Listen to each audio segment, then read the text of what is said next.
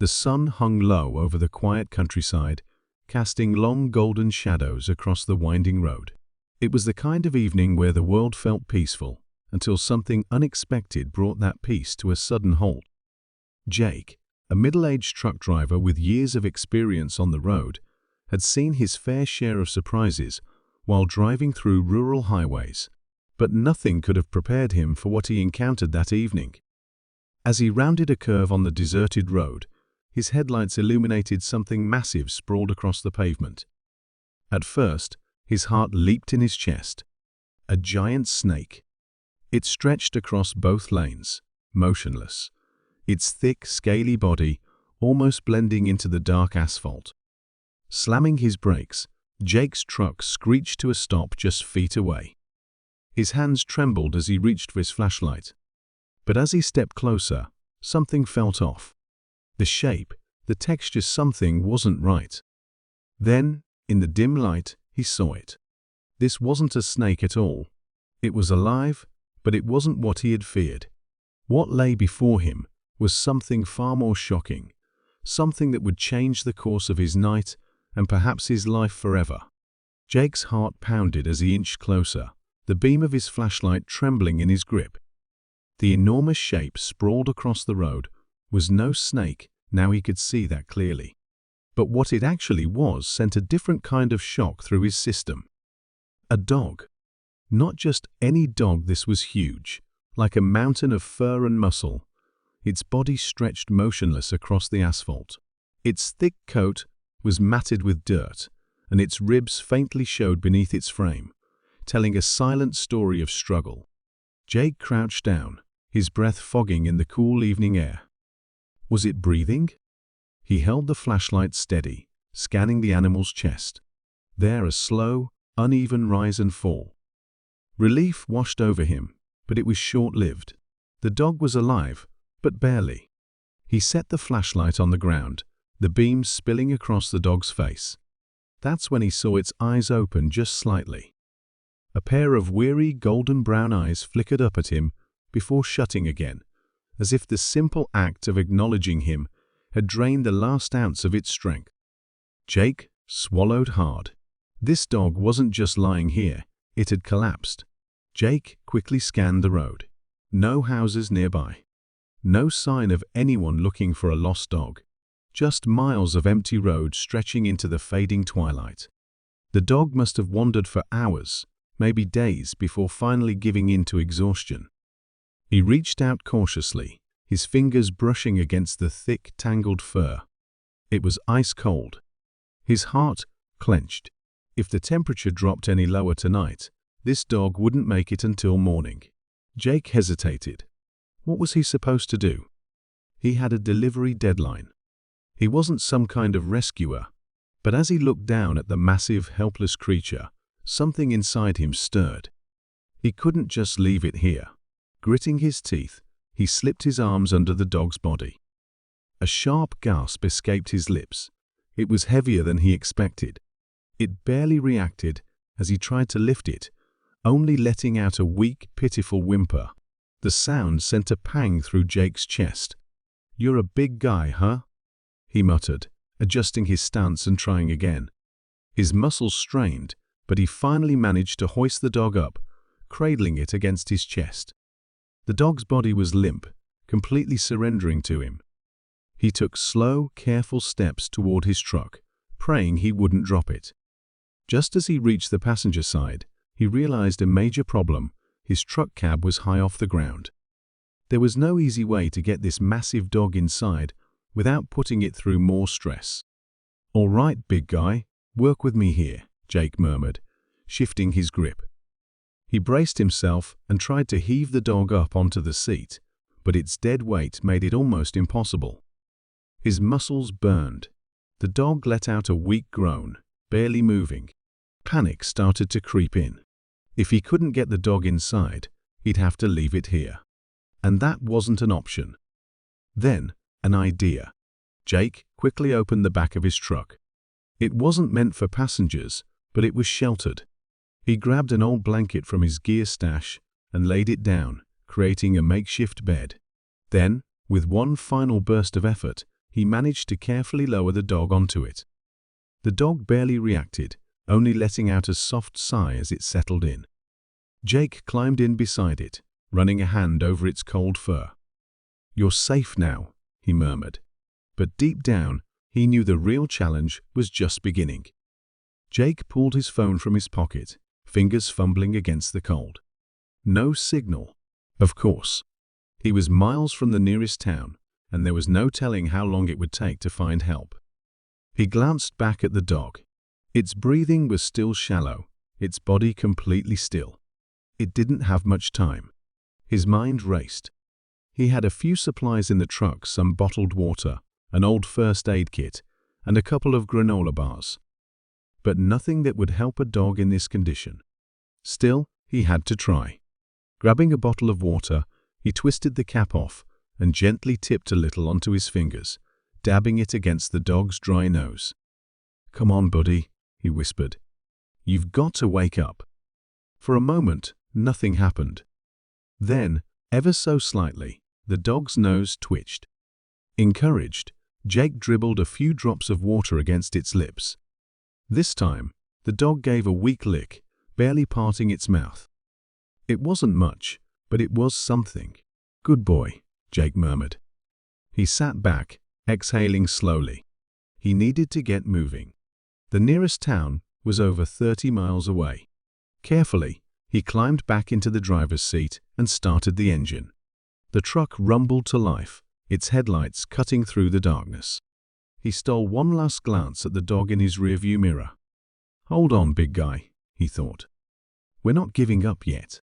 And with that, he pressed his foot to the gas, racing against time toward the nearest town, toward Hope. The highway stretched endlessly before Jake, his truck rumbling steadily through the night. The massive dog lay motionless in the back, its breathing shallow, its body weak.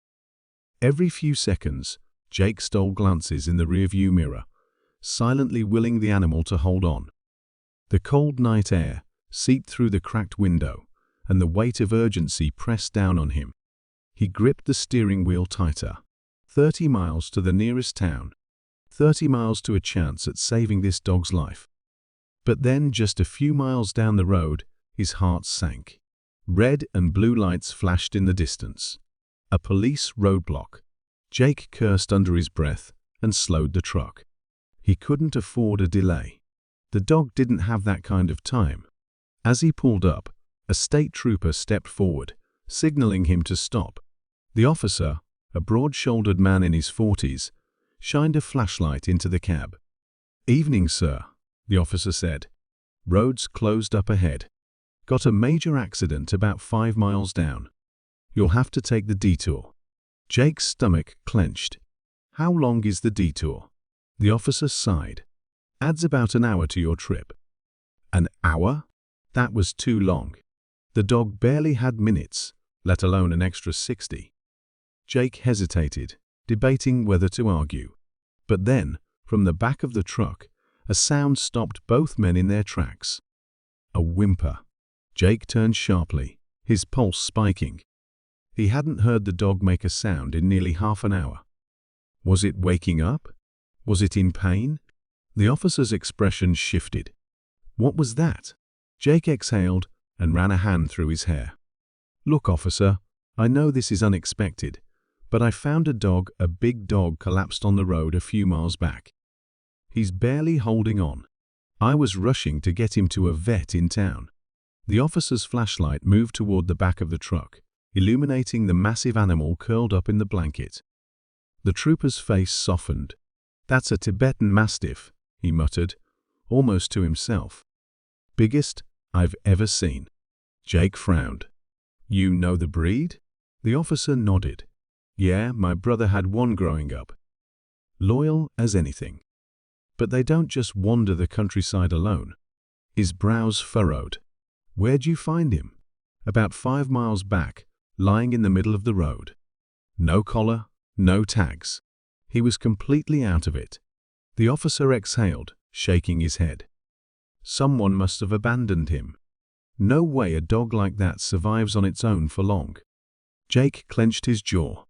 The thought of this dog, This beautiful, massive creature being tossed out like garbage made his stomach turn. He had been barely breathing when Jake found him. If he hadn't stopped. The officer studied the dog for a moment longer, then made a decision. "Follow me." Jake blinked. "What?" "I know a vet. She's closer than the town clinic, about 10 miles from here. I'll radio ahead. Just follow me." For the first time that night, hope surged through Jake's chest. "Thank you," he said, gripping the wheel as the officer turned toward his cruiser. The patrol car's lights flickered on, not as a warning, but as a guiding light, and Jake followed, pushing the truck forward into the night. The 10 miles felt endless, but finally they arrived at a small veterinary clinic, nestled at the edge of a quiet town. A woman in scrubs was already standing outside, waiting. As soon as Jake stopped, she rushed forward. "Get him inside." Jake barely registered the movement as the officer and the vet helped him carefully lift the dog and carry him into the clinic. They placed him on the examination table, and immediately the vet went to work. She checked his vitals, feeling his pulse, checking his gums. Her expression was serious, but not hopeless. "He's dehydrated and severely malnourished," she said, adjusting an IV drip. "But he's strong. If he was meant to die, he'd have done it already." Jake exhaled, his body sagging against the wall. He hadn't realized how much tension he'd been holding until now. Then, the most incredible thing happened. The dog, who had been silent and motionless for hours, lifted his head. It was weak, barely more than a twitch, but it was something. He opened his eyes, blinking up at Jake and the vet, his golden brown gaze filled with exhaustion, but also recognition. The vet smiled. "He knows you saved him." Jake swallowed hard, something tightening in his chest. "I think," the vet said softly, "he might just make it." And for the first time that night, Jake allowed himself to believe it. The soft beeping of a heart monitor filled the dimly lit veterinary clinic. The air smelled faintly of antiseptic and warm fur. Jake sat in a stiff plastic chair near the exam table, elbows on his knees, eyes locked on the massive dog resting in front of him. For the past hour, the vet had worked tirelessly administering fluids, running tests, checking for injuries. The Tibetan Mastiff still lay motionless, but there was a difference now. His breathing was deeper, steadier. His chest rose and fell with a rhythm that wasn't there before. But he wasn't out of danger yet. The vet, Dr. Emily Carter, crossed her arms and exhaled. "We've stabilized him, but his body is in survival mode. He's been starving for a long time. If we don't get him to eat, he won't recover." Jake frowned, glancing at the unconscious dog. "What if he won't eat?" She gave a small, tight smile. "Then we're in trouble." Jake leaned forward, resting a hand gently on the dog's massive paw. "Come on, big guy," he murmured. "You've made it this far. You can do this." The dog didn't react. Not a twitch, not a sound. Jake felt something sharp twist in his chest. After everything, finding him alone on that freezing road, carrying him to safety, racing against time to get him here, was this how it was going to end? No, not if he could help it. Dr. Carter returned with a bowl of soft food, setting it down beside the dog's muzzle. She dipped a spoon into the mixture and held it near his nose. "Come on, sweetheart," she said softly. "Just a little bite." Nothing. The vet tried again, gently brushing the food against his lips. The dog's nose twitched slightly, but he made no effort to eat. Jake's jaw tightened. This wasn't just exhaustion, this was giving up. He knew that look. He had seen it before years ago, when he had lost his own dog to illness. The slow surrender, the fading hope. It had nearly broken him then, and he wasn't about to let it happen again. He took a deep breath, scooped a small bit of food onto his fingers, and brought it closer. "Hey, buddy," he whispered. "I know you're tired. I know you've been through hell. But you've got to fight. You hear me? You've got to fight." For a long moment, nothing happened. Then, a flicker of movement. A single, sluggish flick of the tongue. Jake's breath caught. That's it. That's my guy.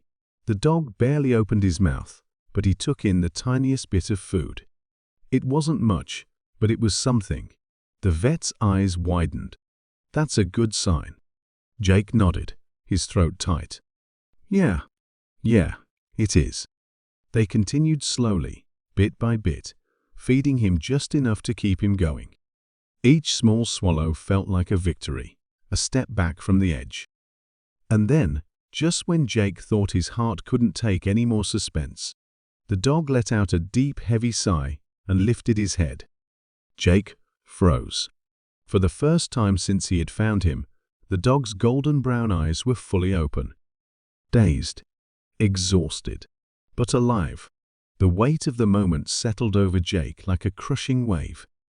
His pulse pounded in his ears. He had spent the last several hours fighting for this animal's life, and now, finally, the dog was fighting too. The mastiff's massive head wobbled slightly before resting against Jake's arm. His gaze flickered up, locking onto Jake's. Jake swallowed hard. You scared the hell out of me. You know that. The dog made a low, soft noise, a mix between a sigh and a quiet whimper. But there was something new in his eyes. Something Jake hadn't seen before. Trust. Dr. Carter smiled. Looks like you've got yourself a friend. Jake let out a shaky breath and ran a hand over the dog's thick fur. Yeah, he murmured. I think I do. For the first time that night, he knew everything was going to be okay. The next few hours passed in a blur. The dog continued eating small portions, gaining strength bit by bit. His breathing became steadier, his body a little less limp.